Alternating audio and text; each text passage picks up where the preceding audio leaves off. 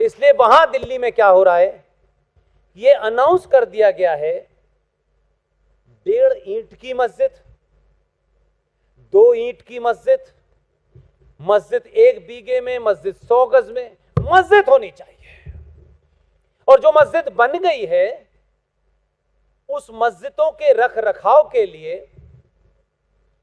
जो वहां बोर्ड बना हुआ है, उस बोर्ड के अंदर आपको अर्जी देनी है कि मैंने मस्जिद बना ली। आप अपने बेटे को, बेचारे को 5-5 लाख रुपए देकर के कोचिंग करा रहे हो, वो बेचारा कोचिंग करते करते उसकी आंखों के नीचे काले निशान बन गए हैं। पिताजी पीछे पड़े हुए हैं कि नहीं तुझे तो यही बनना है, सारा घर परेशान है। और उसके बाद उसको कहीं दिल्ली में 25,000 की नौकरी मिलेगी, 10-15 हजार रुपए का मकान लेगा, 10,000 रुपए के लिए उसकी पूरी जवानी खत्म हो जाएगी। उन्होंने क्या किया, उन्होंने अपने घर में 100 गज के मकान पे ऊपर, अल्लाह मियां से ज्यादा जल्दी बात हो जाए, वहां मस्जिद बना ली और उसे रजिस्टर करा दी। रजिस्टर हो गई तो सरकार की स्कीम है कि जो मौलवी 5 बार चिल्ला के अब्बास अल्लाह से बात करेगा उसे हम 15,000 रुपए देंगे। कर लीजिए नौकरी, इतनी आसान नौकरी मिल सकती है। तो हमारा मूर्ख हिंदू क्या कह रहा है, मैंने कहा कि आप लड़ाई लड़ कैसे रहे, हमें मंदिर में पुजारियों को भी तनख्वाह मिलनी चाहिए। इन पुजारियों से पूछो यार, इन सन्यासियों से पूछो, इन महंतों से पूछो, मेरे भाई, आपके होते हुए जो शुद्ध रूप से आपके डोमेन में था, जो आपकी सहमति से नहीं कोई ले सकता था, कैसे आपके अंदर का वो हिंदुत्व मर चुका है कि आप जिस मंदिर के पुजारी हैं, किसी ने आपकी 2 कौड़ी की औकात नहीं समझी, क्योंकि आप मंदिरों में भी बुला करके अपना सवाल नहीं पूछते, अपने स्वार्थ का सवाल पूछते हो। बिना किसी से कुछ किए भारत की सरकार ने एक कानून बनाया, मैंने आज तक इन्हें सड़कों पे नहीं देखा। 2013 में जब हम इस बात से निराश हो गए कि हम ये समझते थे कि इन्होंने ये गेरुआ वस्त्र धारण किया है ताकि संसार के मोह माया से दूर हैं, अब ये देश को, सनातन को उस ज्ञान को देंगे, इनके मठ में कोई दलित चला जाए, कोई ब्राह्मण चला जाए, कोई ठाकुर चला जाए, इनका काम है कम खाना और ज्यादा से ज्यादा ज्ञान देना।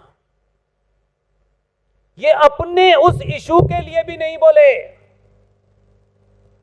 सरकार ने इनकी आक्रामकता को देखते हुए, क्योंकि बाकी समाज तो अपने दूसरे कामों में बिजी था, आपने ठेका इनको दे रखा था, ये चुप रहे।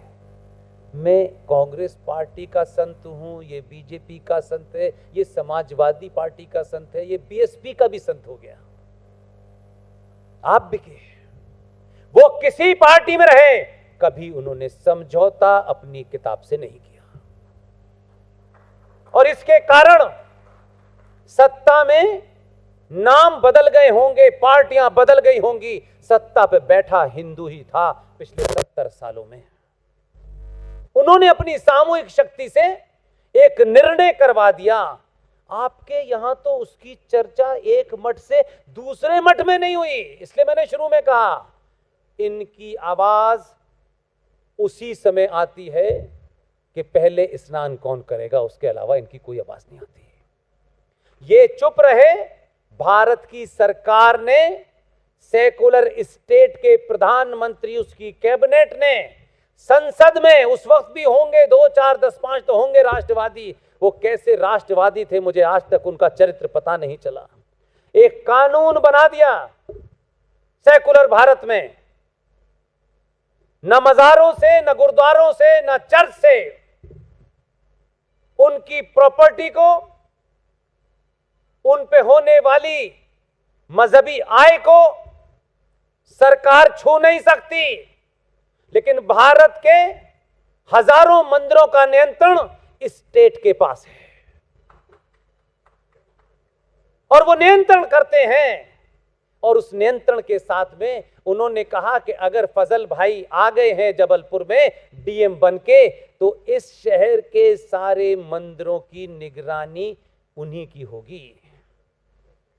और फिर क्या करा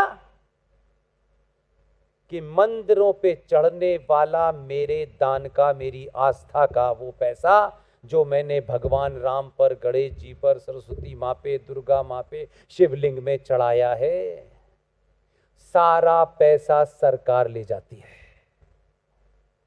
इस देश में कोई मूवमेंट मुझे बताइए किसी ने चलाया हो? दुनिया का प्रवचन है जिससे ये संस्कृति चल रही है, जो ज्ञान के केंद्र हैं उस पे सरकार का कंट्रोल है। और मेरी और आपकी आस्था का जो पैसा है, जो गणेश जी को मुकुट आपने लाखों का चढ़ाया है, कभी पूछ तो लेते कि ये मुकुट जाता कहां है? उसमें भी लोग मिले हुए हैं। अभी हमारे मित्र अंकुर शर्मा दिल्ली में हैं, चेहरे पे से नकाब उतार दूंगा तो बड़े बड़े लोग पागल हो जाएंगे। इसीलिए मैंने कहा कि कैलाश भाई ने कल मुझे खाना खिलाया भी और मुझे सुना भी, इसलिए वो बहादुर हैं। आसान नहीं है, खूब सुना उन्होंने, लेकिन पहली बार में इस बात की खुशी हुई कि कैलाश भाई के घर में जो कई सालों से नहीं बोली थी, कल खूब धड़ल्ले से बोली। तो मैंने कहा मैं रोज आया जाया करूं क्या? इसलिए आज आधुनिक भारत का लड़का, उस मां से पूछिए जिस मां ने उसको अपने कम खर्चे में पढ़ाया होगा। आईआईटी खड़गपुर का टॉपर हमारे घर में हो जाए तो हम अपने बच्चे से कहेंगे तुम्हें क्या करना है उस जगह जाके, तुम क्यों इस चक्कर में पड़े हो? पढ़ो लिखो, डिग्री लो और जाओ अच्छी जगह, छोड़ो यहां से। उस आदमी ने खड़गपुर की टॉपर की डिग्री वापस की, वापस आया सुप्रीम कोर्ट में भारत के सनातनियों के मंदिर से 1.5 लाख से लेकर के 1.25 लाख करोड़ रुपया जो सरकार को जाता है, उसको सुप्रीम कोर्ट में चैलेंज किया है। इस समाज के लोगों ने कभी उसके बारे में पूछा कि वो कौन है? हमको अमेरिका में कौन सी फिल्म लगी हुई है, फ्रांस में कौन सा फैशन आया हुआ है, कौन सी लेटेस्ट सैंडल है, कौन सा जूता है, कौन सी चप्पल है, कौन सी टी शर्ट है, हमें यह पता है। हमें अपने धरती के नीचे जिस पे खड़े हैं वो हमारी नहीं है, ये नहीं पता आपको। उसका नाम जानिए। और इसलिए नहीं मैं कहता हूं ये बात कि वो मेरा मित्र है ना, मैं इसलिए कहता हूं ये आवाज यहां से जब भी उसके कान में जाए, शहर शहर इसलिए कहता हूं, साउथ का रहने वाला है, कोई शोर नहीं, कोई शराबा नहीं, कोई हंगामा नहीं, किसी से कुछ मांगने की कोई लेना नहीं देना नहीं, ना एक्सपेक्टेशन है उसकी। सुप्रीम कोर्ट में उसकी दलील इतनी ताकतवर है कि जिस दिन भी यह फैसला होगा वो हट जाएगा, लेकिन दलाल फिर आ जाएंगे। उसका नाम है जे साईं दीपक। इतनी ताली बजाइए कि यहां से लेके दुनिया में देखे।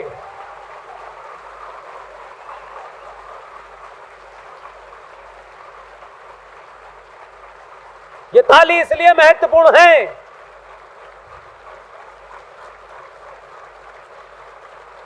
कि जय साईं दीपक को पता चलना चाहिए ये सिर्फ इसीलिए मैंने आपसे कहा, शुरू में ही मैंने आपसे कहा था, तारीफ करने में कोताही मत कीजिए। जो युद्ध में लड़ रहा है उसका सरनेम क्या है इसकी चिंता मत कीजिए। ये तालियां आपको लगता है कि आपने बजा दी हैं, मुझसे पूछिए 10 साल के सफर में ये तालियां का दबाव है कि मैं इस रास्ते से पीछे नहीं हट पा रहा।